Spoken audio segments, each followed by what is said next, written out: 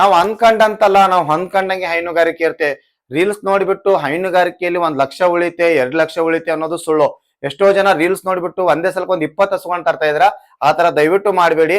2 ಹಸುಗಳನ್ನ ಫಸ್ಟ್ ತಂದ್ ನೋಡಿ. 2 ಹಸುಗಳನ್ನ 4 ತಿಂಗಳು ಸಾಕಿದಾಗ ನಿಮ್ಗೆ ಚೆನ್ನಾಗಿ ಹಾಲು ಕೊಡ್ತಾ ಇರ್ತವೆ ಗರ್ಭ ಕಟ್ಟೋ ತನಕ. ಗರ್ಭ ಕಟ್ಟಿದ ಮೇಲೆ ನಿಮ್ಗೆ ಹೈನುಗಾರಿಕೆ ತುಂಬಾ ಲಾಸ್ ಅನಿಸ್ತಾ ಇರುತ್ತೆ. ಯಾಕಪ್ಪ ಅಂತಂದ್ರೆ ಹಾಲಿನ ರೇಟ್ ಇರಲ್ಲ, ಆಮೇಲೆ ನಿಮ್ಗೆ ಹಾಲೇ ಇರಲ್ಲ, ಫೀಡ್ಸ್ ರೇಟ್ ಜಾಸ್ತಿ ಆಗಿರುತ್ತೆ, ಎಲ್ಲಾನು ಮೇಂಟೆನೆನ್ಸ್ ಮಾಡಕ್ಕಾಗಲ್ಲ. ಆದ್ರಿಂದ ಹೈನುಗಾರಿಕೆ ಮಾಡ್ಬೇಕಂದ್ರೆ ಒಂದೇ ಸಲಕ್ಕೆ 20-40 ಹಸುಗಳನ್ನ ತರಬೇಡಿ. ಆದ್ರಿಂದ 2-4 ಹಸುಗಳನ್ನ ತನ್ನಿ. 1 ವರ್ಷದ ತನಕ ಅದಕ್ಕೆ ಎಷ್ಟು ಖರ್ಚಾಗುತ್ತೆ, ಡಾಕ್ಟರ್ಗಳಿಗೆ ಖರ್ಚು ಎಷ್ಟಾಗುತ್ತೆ, ಯಾವ್ದೇ ತರ ಪ್ರಾಬ್ಲಮ್ಗಳನ್ನ ನೀವು ಫೇಸ್ ಮಾಡ್ತೀರ ಅನ್ನೋದು ಮೊದಲು ತಿಳ್ಕೊಳ್ಳಿ. ಅದೆಲ್ಲ ನಿಮ್ಗೊಂದು ಅನುಭವ ಅಂತ ಆದ್ಮೇಲೆ ನಿಮ್ ಶ್ರಮನ ನೆಕ್ಸ್ಟ್ ಹಾಕಿ. ನಿಮ್ ಅನುಭವ ಪ್ಲಸ್ ಶ್ರಮ ಇವೆರಡು ಒಗ್ಗಟ್ಟಾಗಿ ಕೆಲಸ ಮಾಡಿದ್ರೆ ಹೈನುಗಾರಿಕೆಯಲ್ಲಿ ಖಂಡಿತ ಲಾಭ ಇದೆ.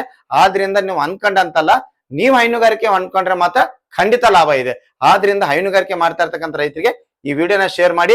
ದಯವಿಟ್ಟು ಒಂದೇ ಸ್ವಲ್ಪ 20-40 ಹಸುಗಳನ್ನ ತಂದು ದುಡ್ಡಿದೆ ಅಂತ ಹೈನುಗಾರಿಕೆ ಮಾಡಬೇಡಿ. ನಿಜವಾಗ್ಲೂ ಅದ್ರಲ್ಲಿ ಏನಿದೆ ಅಂತ ತಿಳ್ಕೊಂಡು ನೀವು ನೆಕ್ಸ್ಟ್ ಹೈನುಗಾರಿಕೆ ಮಾಡಿದ್ರೆ ನಿಮ್ಗೆ ಖಂಡಿತ ಲಾಭ ಇದೆ.